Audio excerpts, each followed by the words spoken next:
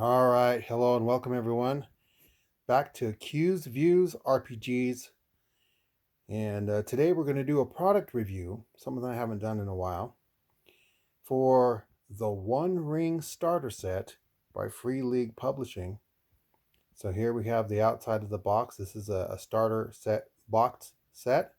I'm going to be opening this up and taking a look at its various components and giving an overall synopsis on the basics. I'm not going to be going too much into the content. We'll do that in a future video, but this is pretty much just taking a look at the box set, seeing the contents it comes with, giving my views on the presentation, the thoroughness of the contents inside, the usability of the contents, and the overall value of the product. All right, so the first thing we see is this beautiful box with this beautiful artwork. I'm actually really happy that they took this approach. It's got some nice dark muted colors contrasted by some bright colors, where you can see they're kind of leaving the safety of the Shire, of the bright sunny lands, making their way into the darkness where their quests, where their adventures lie, leaving the comfortability and the safety of their home for the unknown dark and all that goes with it. I really like the story that even the front of the box seems to tell. All right, so now we have the box open, and there's a few things I want to go over before we move on to the contents of the box. One side, we have our items. We have our books, dice. Get these things out of there. Some cards, advertisements for other products. We have some other things like the books, the adventure book, the rule book, and all that, which we will cover individually momentarily, along with some advertisements for their other products. So here I want to show you the inside of the lid, which is basically like a GM screen. And it looks like you could use it as a GM screen and set it up. I'm sure it would stand just fine on a flat table. But what's cool about it is that the inside has all kinds of game useful information, things that the GM can use and implement, tables and whatnot, that are utilized in the game. We'll cover these real quickly. So degrees of success, die roll modifiers, hope bonus, inspirations, penalty, success dice, tables for die roll results, conditions, features, resting, useful items, Shire Journey event table. So there's some pretty cool stuff just within inside of the lid of the box alone. So man, I really like what Free League has done with this, because not only is it just a box to house the contents, but it's also a utility for the game. And it looks like to be a pretty useful one at that. All right, the next thing we're going to take a look at are the cards, which we have. There are various item cards. They have weapons and other items. Here we're turning around. Great Shield. Different items that your players can get a hold of and you can use. So basically you can just give them these cards. The GM can use these cards. Let them know what weapons and items, or even in this case, as you can see in this back card, even shields that they may obtain and utilize in the game. So that's pretty cool. They also include a slew of these, which indicate positions in the game. So we have close combat open, no advantage or disadvantage, combat tasks, rally comrades. So we have this one here. You can see there's 4 sides. Here we have another close combatant. Forward, your attack rolls gain 1d. All close combat attacks aimed at you gain 1d. Combat task, immediate foe. And so they're double sides. It's like these ones on the back here where it says guide. There can only be one guide in charge of the decisions concerning route, rest, and supplies, marching test, roll, travel. So you have basically the position that the player is taking, whether that be the guide or a hunter or the scout, what they're in charge of, and of course we have combat positions and postures, defense, forward, open, rearward, etc. And what box set would be complete starter set without a set of dice? So of course we have a pretty cool set of dice. Of course that's pertinent and relevant to the game. We come up with six-sided dice, which are beautifully decoed. They're basically bone colored dice with this red print for the numbers with their pretty cool design on them. Yeah, I really like that. And then, of course, you include 2d12, which also has some really pretty designs on them and being thematic for the game. We have nice details. So the first book that they include with this set, of course, is the rules. You need a rule set, which is beautifully decoed with the inscription inside the ring, the one ring, and it's this kind of beige colored book, so you can differentiate it from the rest of the books. All the credits, like the lead writer and game designers, rules development, all that is right here. Very well laid out, illustrated. Prologue, not going to go through every aspect of this book right now, but I just want to let you that, upon looking through this book, I found that everything is very nice and clean. Everything is laid out so nice, and it's very easy to find everything. Not everything is not all clustered together. Plenty of space, nice little borders to kind of separate the various content from another, so you can kind of really take it all in through the layout. And also some pretty cool artwork that really showcases some really cool environmental scenarios that one may encounter within the game. And of course, we have here basically what we had on the inside of the lid, the rules based on degree of success, die roll modifiers, conditions, die roll results, and more. Characteristics, distinctive features, skills, combat proficiencies, attributes, list of skills, which will be important for any of the players to be able to utilize. Of course, we get into combat proficiencies, which has to deal with weapons, various weapons, axes, bows, spears, swords, brawling attacks for people who are fighting unarmed, all that good stuff. Even a section on adventuring, which I think is really important. One of the things that I am very keen on for games, especially when it comes to a rule book, aka GM's guide or whatever, is that it not only has rules for the game, but it also helps explain how to play the game, how to approach it, which this does very beautifully in terms of being the GM, but also how to run the game and how to handle combat in such a small and comprehensive book as this for a starter set, which is really, in my view, all you really need. Next up, we have The Adventures, which is a pretty nice and comprehensive book. giving you some start adventures. Of course, we have this beautiful ring detail again.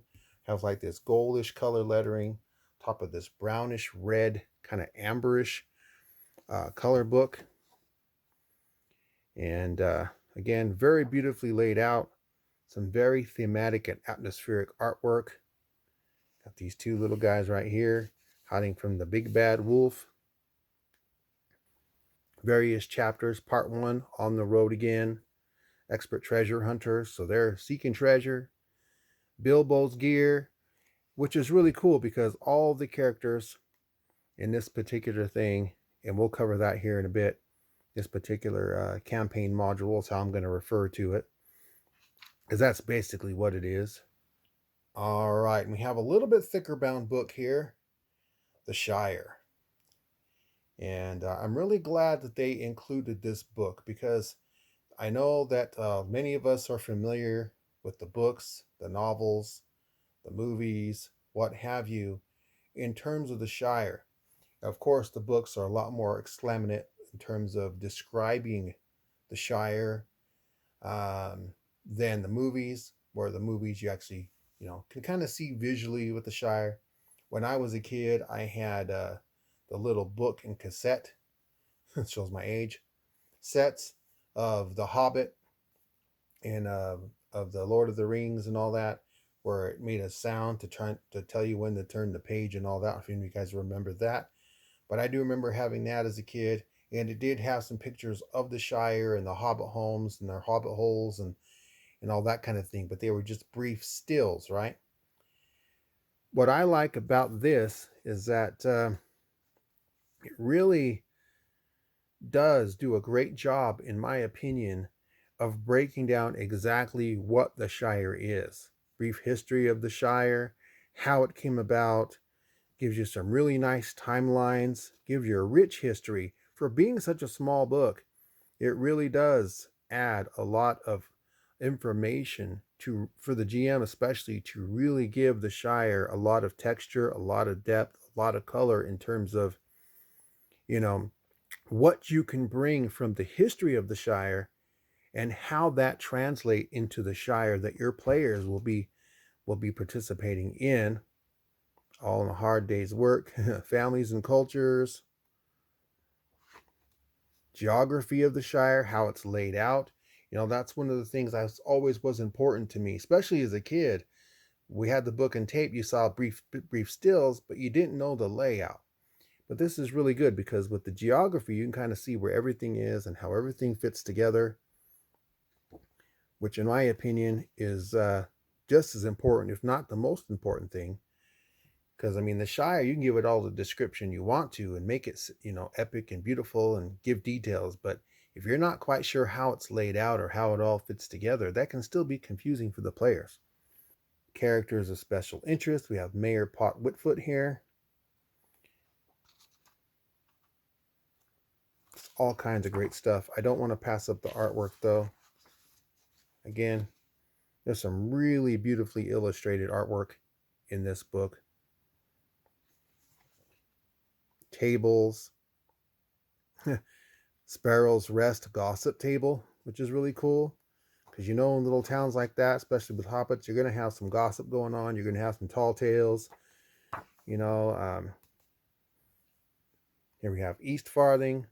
So you have your different sections, your different sectors, your special characters and places of interest for each of those sectors. A beautiful, beautiful, very atmospheric piece of art, kind of illustrating them crossing from one sector to the other. All right, and here we have a beautiful fold-out map, which has several sections to it. So you get this unfolded for you, and we'll get a better look at it. So as you can probably see, it's a rather large map. Just for the sake of time, we're going to go ahead and go handheld for this. There is 2 sides to this map, so we will go through it quickly. So here you can see this map is quite large and quite expansive. So now we'll go ahead and zoom into these various sections. You can kind of get an overall view of this map.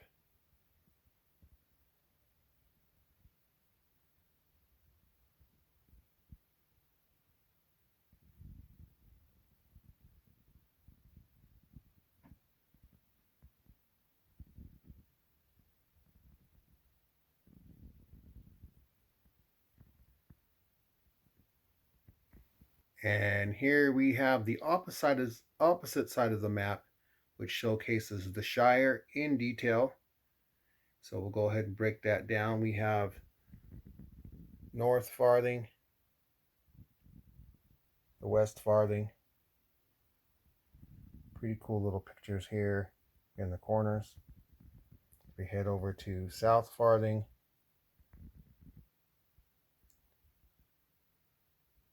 Of course, we have the Old Forest and the Gale. As we move up into East Farthing, the Longlands, what have you. All the little roads, tributaries. Just a really cool map. I actually wish I had two of these. I might buy a second box set just so I can get a second one of these maps. Because what I'd like to do, actually I might have to buy two more of these box sets because I want one of these maps to play the game with, and then I want two more maps so I can take each side, put them in a nice glass frame, and post them on the wall. I think they'd be really nice as a gaming room decor in that regard.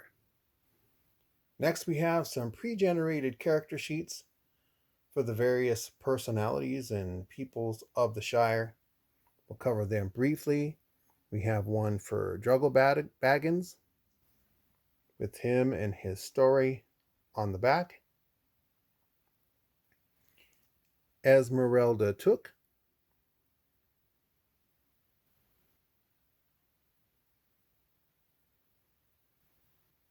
Lobelia Brace Girdle.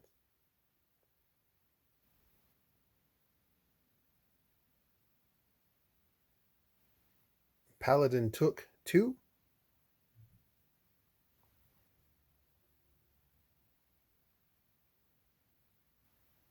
Here we have Primula Brandybuck.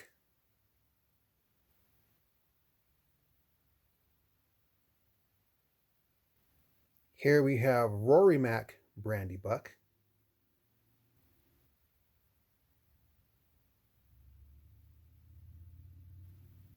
Next up we have Balin, son of Fundin.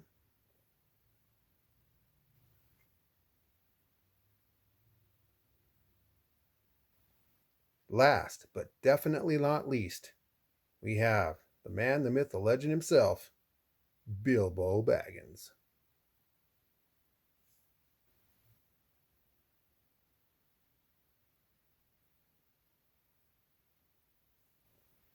All right, next we move on to the inside of the bottom of the box, which also includes a map of the Shire.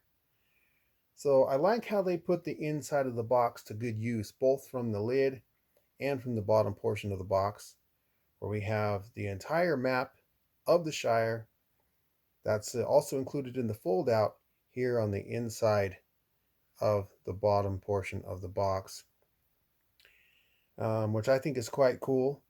You could use this as a map, a quick reference map for yourself as the GM if you wanted to, I think. So, in case you didn't have the room or the space or whatever to fold out the larger map, you might even be able to pass this around to the players if you're playing in a place that doesn't have the room for the fold out map or whatnot, or just use it as a GM tool so you don't get lost and you understand the directions that your players are facing in when they're in the Shire or describing certain places geography wise while in the Shire. So I think that's quite cool. That I always like it when they find a way to utilize the box and the packaging and those kind of things as extra tools that can be utilized to enhance the game. A strange invitation from cousin Bilbo mentioning that he's in need of help. Most odd. But then again, a great many things about that particular hobbit have been odd ever since that business with the dragon.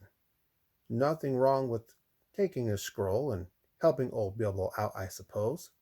After all, there aren't any dangers to worry about in there, the Shire.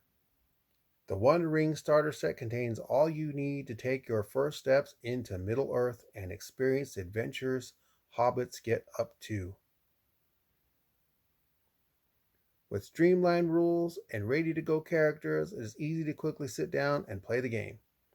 The One Ring is set between the time Bilbo went on his journey and the events of The Lord of the Rings, allowing you to explore the Shire by taking on the roles of some hobbits whose children will go on to do extraordinary things, such as Drogo Baggins, Rory Brandybuck, and Esmeralda Took.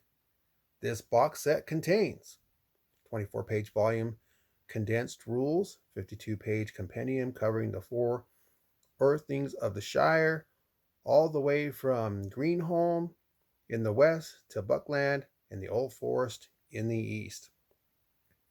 A 32-page volume containing 5 exciting adventures to play, 8 double-sided pre-generated character sheets, a huge full-color double-sided map showing the Shire and Eriador, 30 war gear cards for weapons and armor, 6 double-sided journey roll and combat stance cards, 2d12 feat dice, and 6d6 success dice.